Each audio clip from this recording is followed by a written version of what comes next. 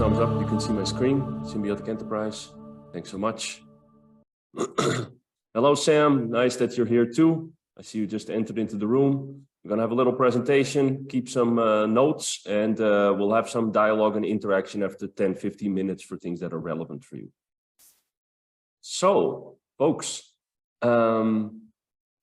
I'm here to give you a little short presentation of what we call the Symbiotic Enterprise. And the main objective for this is how to distribute decision-making and also how to coordinate work together as a group without the abuse of authority over each other. And it's mainly based on the principles of holacracy, but there's many other things woven into this model.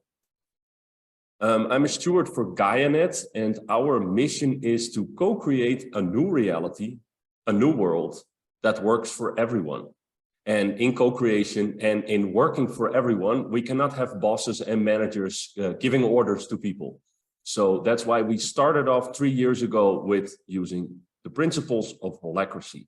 And we have further deepened our practice the last years and also gathered a lot of experts. And I'd say the pioneers in the field of self-organization are now advising Gaianet. So we have really amazing, skilled people around us that know how this works. And one of them is Christiani. So most of the credits in this presentation go out to her. She's one of our advisors. She is a holacracy pioneer in Europe in 2007. She was the first person in Europe to start using holacracy. And she's been in the field all these years. And she has taught us a lot about how to differentiate different tensions in an organization.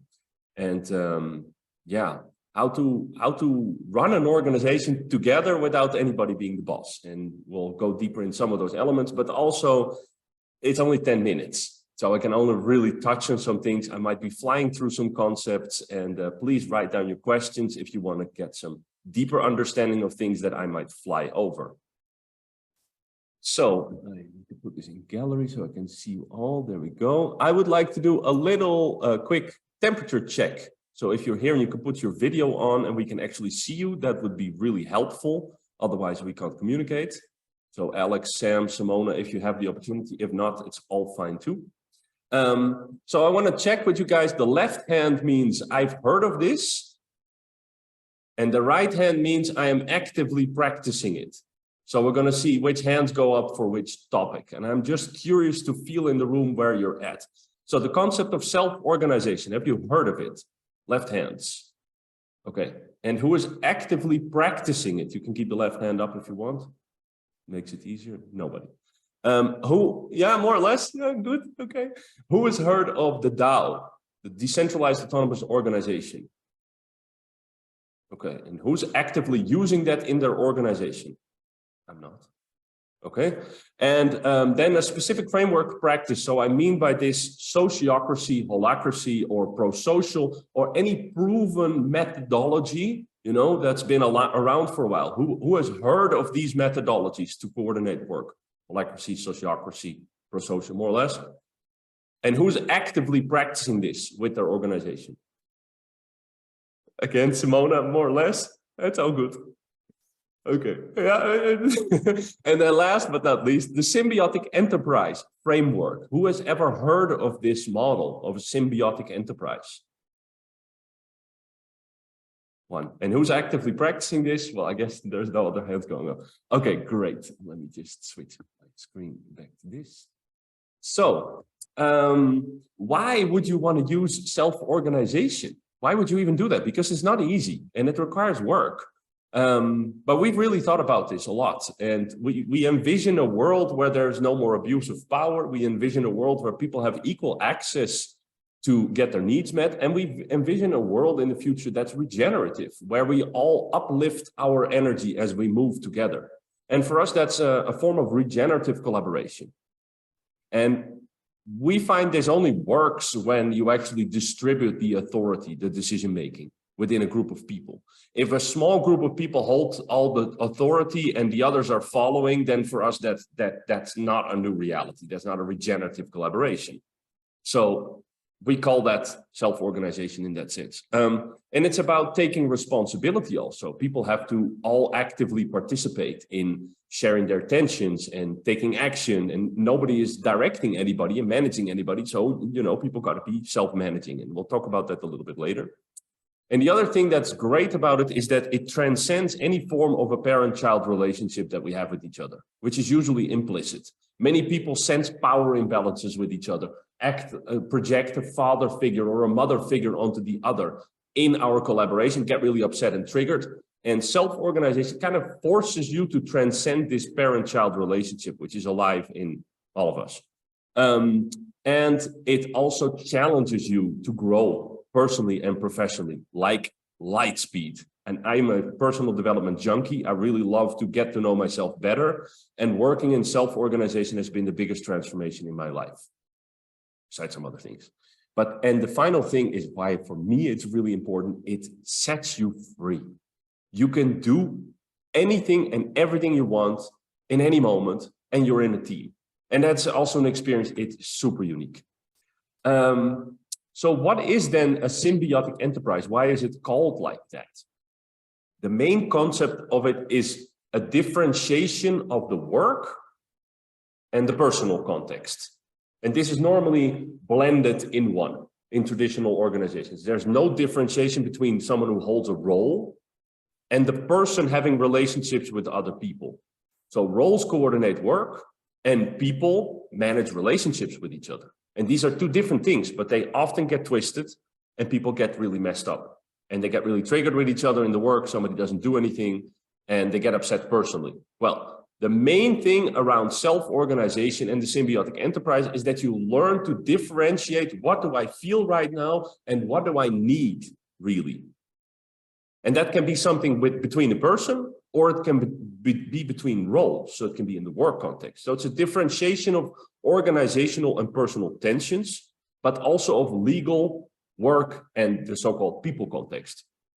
And thereby, because it does this, there is space for everything to be heard and everything to be processed and everything to be integrated, whether that's personal or organizational. But you create different rooms and containers to do that. And thereby the people form a collective where they grow as individuals, and the organization forms teams and roles and groups that coordinate the work. And thereby both organization health and people well-being support each other and lift each other up. And that's why it's a symbiosis between people and work.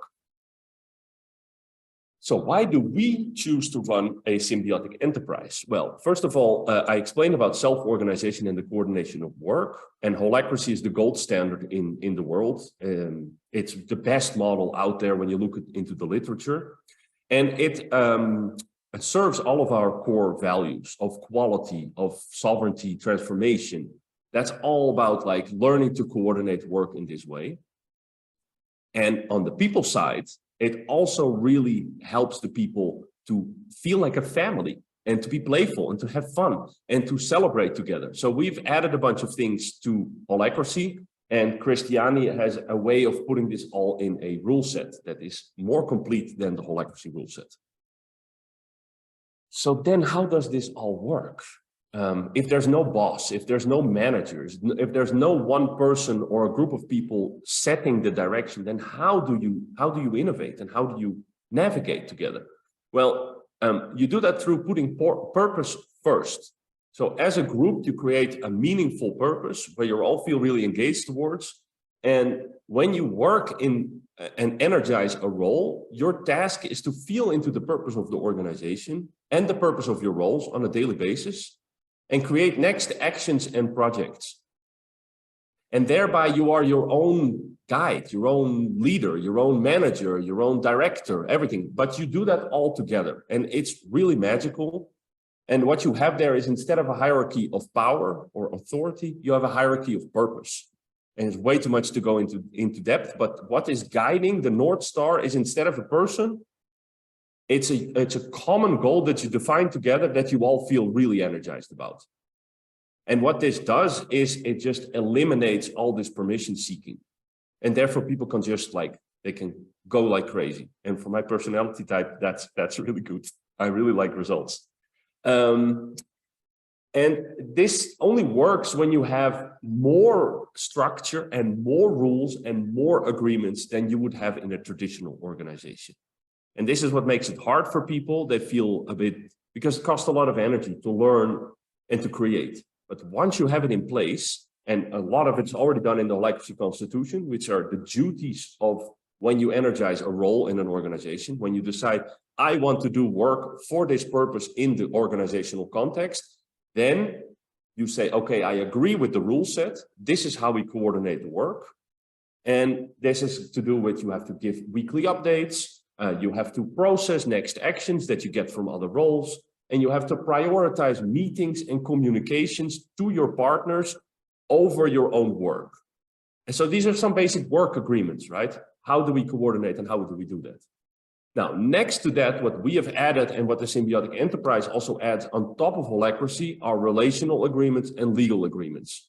And relational can be like, look, if we have conflict, then we honor the 4 agreements, we use nonviolent communication, we wait until our emotion goes down, we come back together, we do deep dialogue, and we try to understand each other's perspective. That is a relational agreement.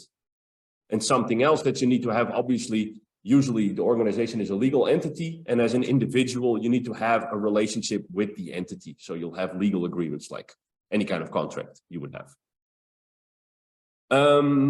So then once that's all in place, how do you actually work? And how do you not predict and control with a strategy and a manager and a director, but how do you sense and respond? Because that's the main principle of this. You feel every day into the moment without a big plan of many years and big goals, etc. No, what's alive today? Where is our situation? Where is our organization? What are my roles? And what is the purpose of my roles? And what do I sense? And you call that tensions. So as you can see here, this is the group of people energizing roles.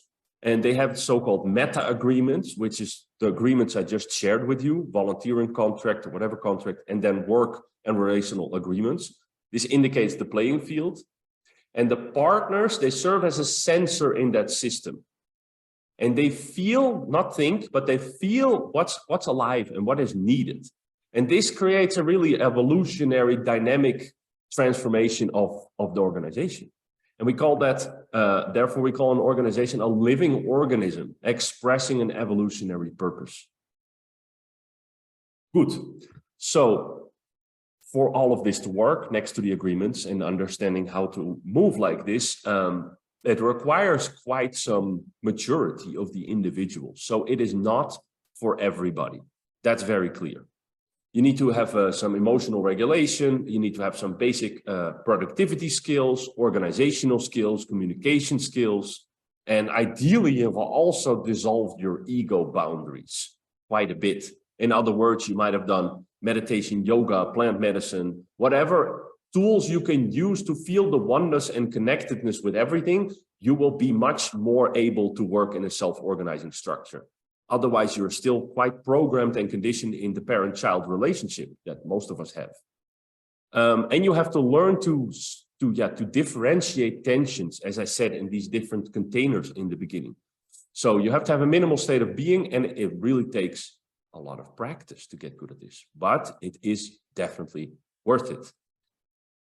So, I see I'm talking for quite a long time already, so I'm not going to spend too much time here, but this is just to give you an image of the different context, okay? So this is really the organization, and this is where all the work happens, and this is what you can do on a rule set like Holacracy, which is about coordinating work together and as a team, having circle meetings, and working on strategy, getting things done, moving the organization forward. And then on the left, you have everything around people. So this is where you interact one-on-one and where you process different tensions. And this is where you have team tensions. So this is more about alignment and celebration and resonance and growing together. And this is much more individual one-on-one with whatever is alive between two people, because we have conflict as human beings always, and we need to know where to process it. And all together, you have all the spaces where you can differentiate and process tensions. So this is my last image after I come to some conclusion. And this shows you a different way of representing the association, where you have the group of people that come together as human beings, serving the organization. But this is really about a people space. So this is about, regular talking, growing, evolving together. And then you have the organizational container. And for this, you would use an explicit rule set like holacracy, sociocracy. You can use anything. And then you have your legal registration, which is a whole different context, is how the organization interacts as an entity with the outside world. And that's pretty much it. And when all this together is integrated in a rule set and there's different containers where you can process your tensions, then you are in symbiosis with each other and in the enterprise.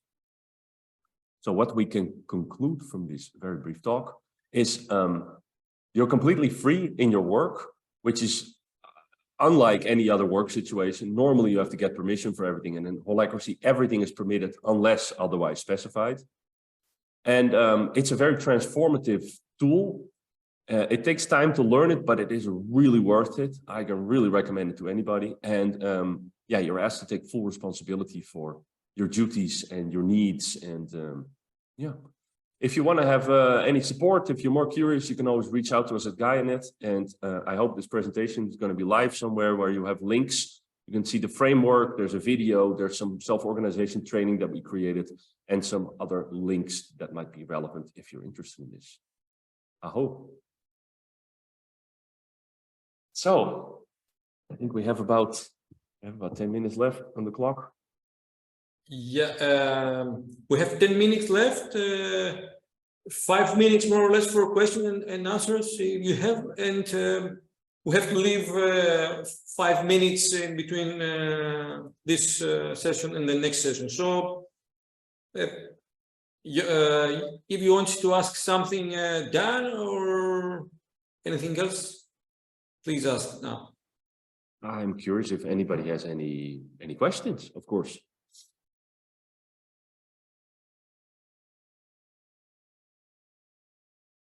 You're on mute, Sander. Can't hear you. Unmute. There we go. Well, I'll start with the question. I'm at the traditional Dream Factory, and they're actually doing a DAO. I myself are starting a project in Portugal, which is a little bit larger. It's 500 hectares with a village. The two main questions I have is DAO working versus steward ownership, and are there best practices? And I want to have a Portuguese. The purpose of a village is being Portuguese, and in my journey, I don't see a very inclusive group of people, except of this group of people we are talking about. So, how inclusive is the purpose for just local Portuguese people to get back, and not very highly educated people?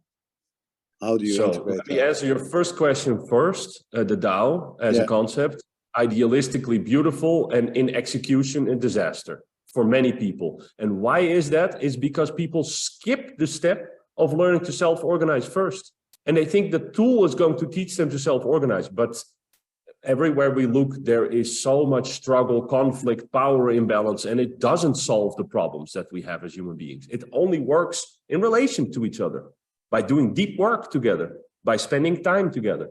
So especially when you start a big project, I would recommend strongly against starting it off as a DAO. Strongly recommend. No, I'm not. It should be flexible. Obviously, I've been diving into it, and it's going to be steward ownership, being flexible enough in the far future to create a DAO. But I hit, as an older guy, the main thing is, how do you define the purpose if you want to do regeneration in a country? So is it cultural aligned, and who is in charge to defining the purpose? The main stakeholders, the beginning people, and you want purpose to be evolutionary. But who are they? If you want to make it a Portuguese program, if you're in Portugal, who are the main stakeholders? That's a really big question. We're not going to answer it, but I could probably give you some input on that. But the people who are involved, the people who get affected, the people who work there, contribute there, everybody who's affected by the project is a stakeholder. So that's the short answer. Okay, thank you. And I think what you need is like group facilitation and hackathons, mapathons, multiple day sessions with multiple stakeholders where you integrate all the perspectives, and you need really professional people who understand how to facilitate these things for it to be successful and not to waste people's time. And they're out there. Yeah. I know. Thanks. Maybe I can add another little question. One more, sorry, one more question, and Yeah. we close. Yeah. Yeah, Okay. can I question?